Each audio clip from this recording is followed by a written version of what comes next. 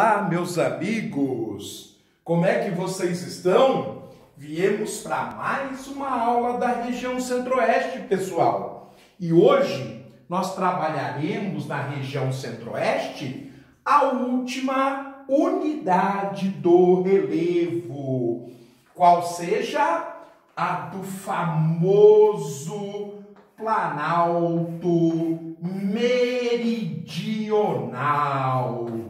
Isto mesmo, gente! Hoje é dia do Planalto Meridional, que aqui no estado de São Paulo é chamado de Planalto Ocidental Paulista. No Paraná é chamado de Terceiro Planalto ou Planalto de Guarapuava.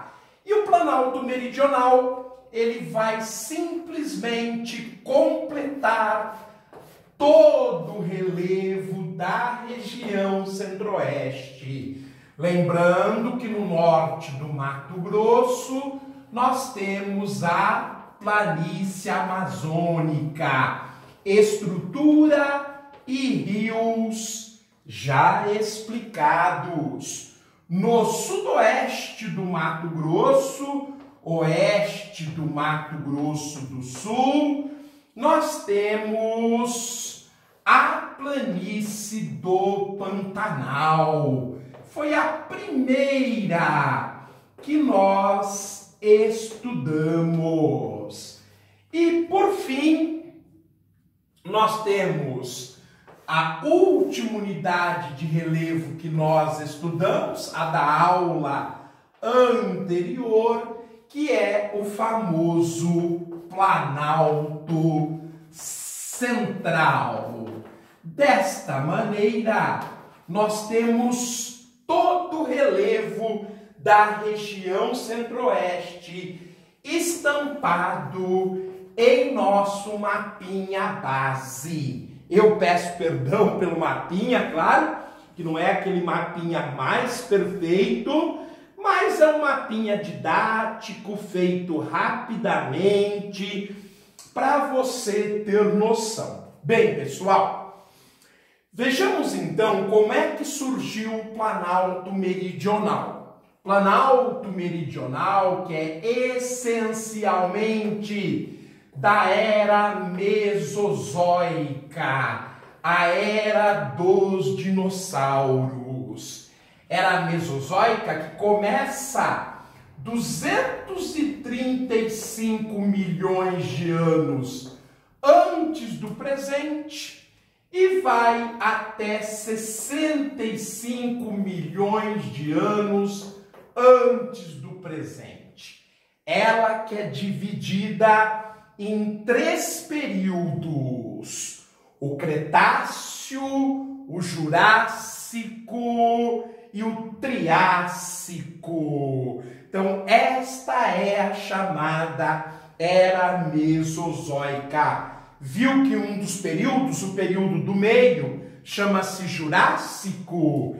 É neste período Jurássico que nós teremos o auge dos grandes répteis, o auge dos dinossauros. Por isso aquele famoso filme do Steven Spielberg chama-se Jurassic Park, o Parque do Jurássico.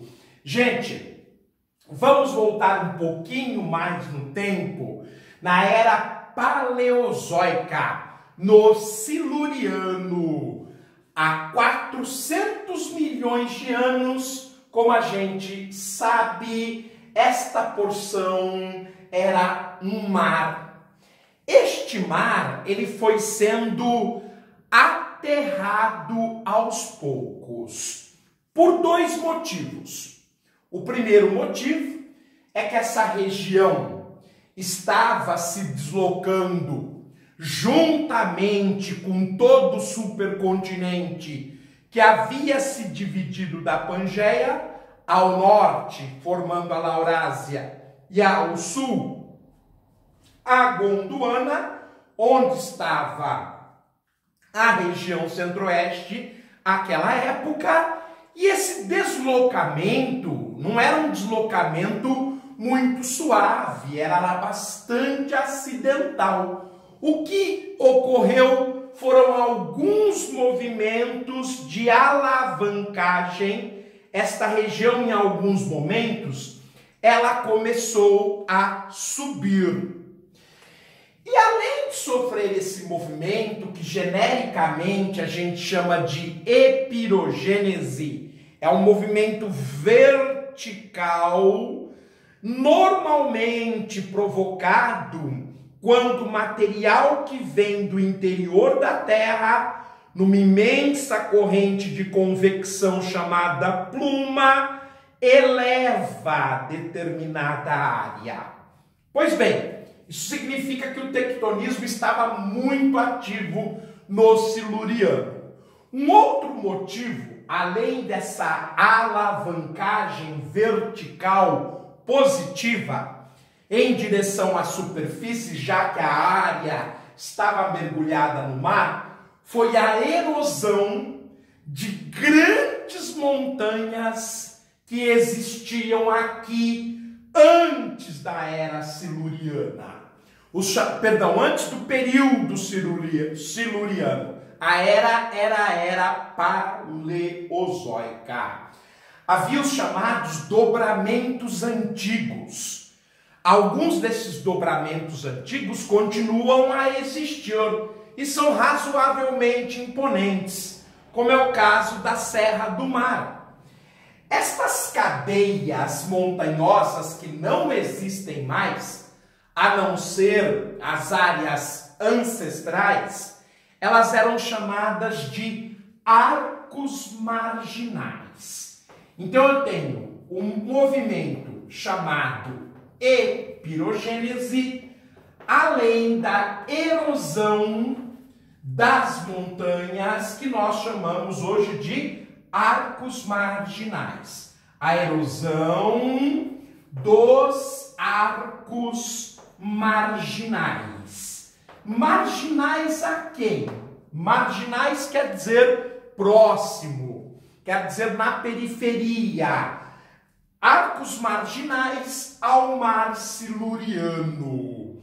Então o desgaste, e isso eu estou falando de milhões de anos, já que esse mar existia aqui há 400 milhões, quando começou a era mesozoica, em 235 milhões, já haviam passado 165 milhões de anos. É tempo suficiente para a erosão desgastar, limar estas montanhas, e este material que foi desgastado, que foi limado, foi aterrando este mar. Você quer uma comprovação? Se você fizer um poço bem fundo na nossa região, você ainda vai encontrar as águas do mar siluriano. Antes de encontrar as águas do mar siluriano, você vai encontrar uma espessa camada de areia. Em alguns pontos, a camada de areia tem até 5.000 metros de espessura. Isto mesmo, 5 quilômetros de espessura. Embaixo desta camada há a água, que foi soterrada graças ao desgaste do arco marginal. O interessante é que esta água, que vai ser soterrada, com o tempo vai ocorrendo um processo natural numa mistura de água com sal, já que era o mar, água salgada, chamada de decantação. Quando o mar está na superfície, as correntes oceânicas e a rotação da Terra faz com que o sal seja agitado constantemente. Então ele se dilui, muito embora uma parte vá se depositando no leito do oceano. Mas o mar siluriano, depois que ele foi soterrado, ele parou. não havia mais nenhum movimento. Então o sal decantou. Ficou uma camada de sal, uma camada de água doce e, evidentemente, a camada de areia. Ora, gente, claro que a gente não pode entender esta camada que está entre a camada de sal e de areia como se fosse uma lente de água. Não, gente, nem tem jeito. O sal é mais denso que a água. Tudo bem que a água ficasse nadando, mas a areia, ela é mais densa do que a água. Então é claro que ela afunda, ela encosta na camada de areia e a água vai penetrar nos vãozinhos que existem entre as partículas de areia. Ela percola. Ela não está ali como se fosse uma lente d'água. Ela está lá, sim, uma camada com muita água, só que a areia entumecida. Se você, através de uma broca de perfuratriz, aliviar a pressão, porque lá embaixo ela está sob muita pressão, a água vai jorrar. Ok? Deu para compreender? Senão você vai assistir um desenho, achar que tem uma camada de rocha cristalina, uma camada de sal, uma camada de água separadinha, como se fosse uma piscina, e em cima a areia. Isto é impossível.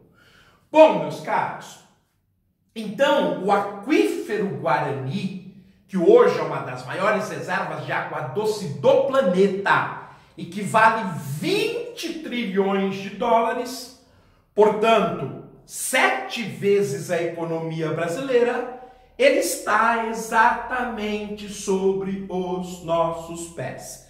E quem ele é? O Mar Siluriano, que foi aterrado pelo desgaste dos arcos marginais e que teve a água salgada simplesmente decantada, e aí a água doce subiu e percolou no meio da camada de areia. Então isso é fácil de ser comprovado. Vá até uma empresa que faz poços artesianos e converse com um geólogo que assina, com um engenheiro que assina, e ele vai te explicar e vai até te mostrar. Então isso é uma prova de tudo que aconteceu aqui neste período. Bem, então o que era mar tornou-se uma espécie de grande deserto, cheio de areia, como aquela imagem que você tem do Saara. E há 235 milhões de anos ocorreu uma grande fratura no sul desta região. Esta fratura, ela ocorreu depois de um alívio de tensão que estava se acumulando no centro da América do Sul. A América do Sul estava sendo empurrada para o oeste, livremente, mas ela encontra uma placa que estava mergulhada no Oceano Pacífico, na época nem tinha esse nome, mas no Oceano Pacífico começou a resistir ao deslocamento livre da América do Sul. Posteriormente, isso elevou a Cordilheira dos Andes. Mas quando a América do Sul encontra a placa de Nazca e começa a empurrar, a ser empurrada, e a resistência, em determinado momento, acumula-se tensões em toda a América do Sul, a pressão vai aumentar e chega um momento que, para aliviar essa tensão, a rocha se parte. É o que nós chamamos de fenda na rocha, a geoclase. Mas como você já imaginou, nesta região eu já tinha movimentos verticais, provocados pela corrente de convecção do interior da Terra. Então, muito possivelmente, eu tinha aqui uma grande abundância de magma. E isto se revelou quando a geoclase se abriu. Óbvio que havia uma ligação com o interior da Terra, ocorreu uma fendagem muito profunda, e este material da corrente de convecção que vinha do interior da Terra também se aliviou. Antes ele tinha que se enfiar entre a crosta, que é a camada superior, e o manto, que é a camada intermediária da Terra. Ele se enfia entre essas duas camadas, criando uma camadinha bem fina de magma. Embaixo da crosta, presa entre o manto e a crosta, e que permite o deslizamento das placas tectônicas, que nós chamamos de astenosfera. Hora que esse material sentiu o alívio da tensão na geoclase, é óbvio que ele abundou, e o magma encontrou uma chaminé por onde ele foi escorrendo.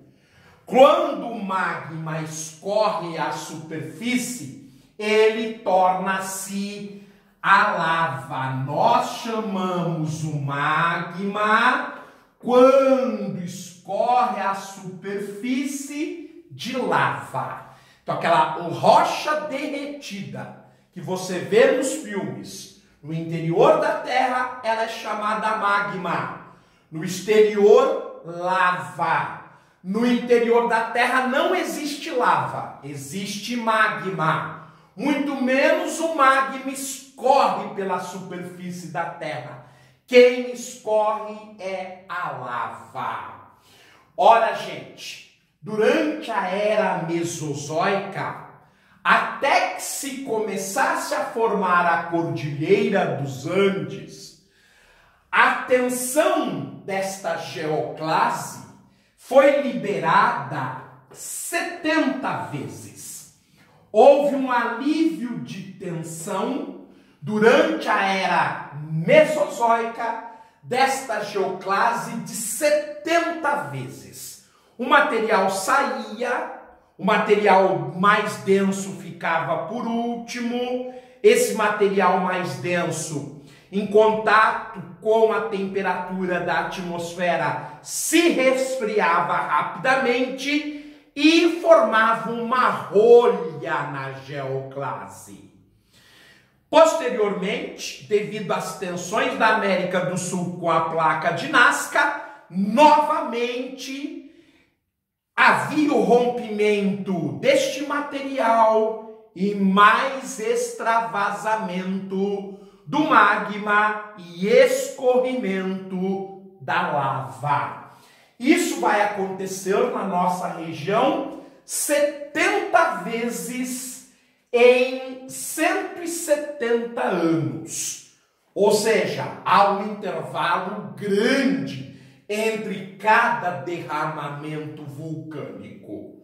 É claro que as áreas vizinhas não vão parar.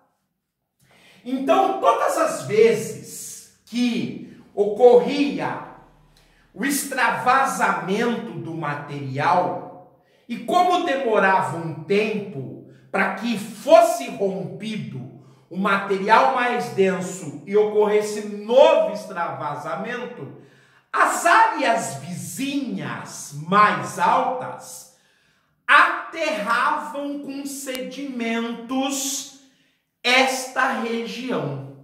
Então, nós temos aqui uma estrutura que a gente chama trap, que quer dizer em inglês armadilha.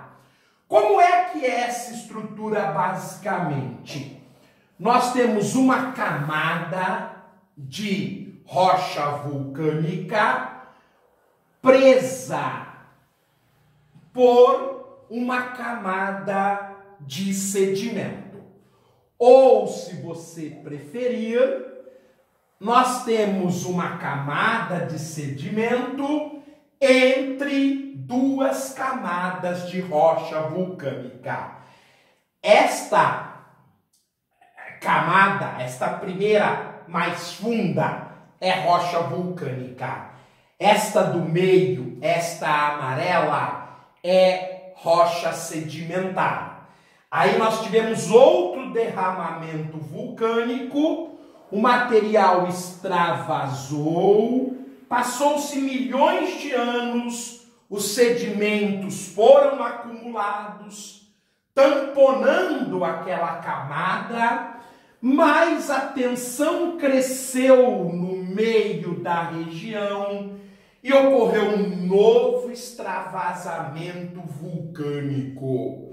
Por isso, a nossa região, e eu estou falando do sul de Goiás, do sudeste do Mato Grosso e do leste do Mato Grosso do Sul, tem essa estrutura.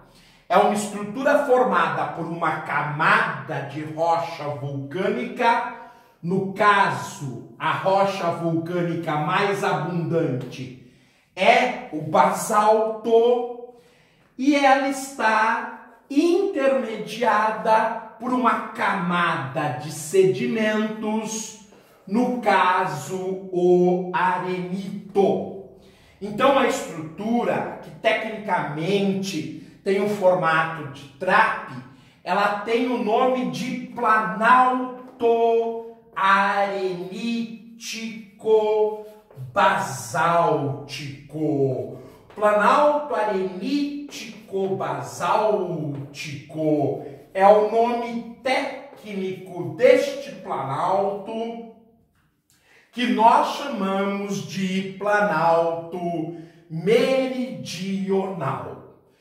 Pessoal, nós vamos encerrar por hoje, mas voltaremos para falar um pouco mais do Planalto Meridional, ok? Vamos dividir a aula do Planalto Meridional em duas, uma hoje e uma no próximo encontro. Eu fico por aqui, desejando tudo de bom, forte abraço, fiquem bem, até a próxima!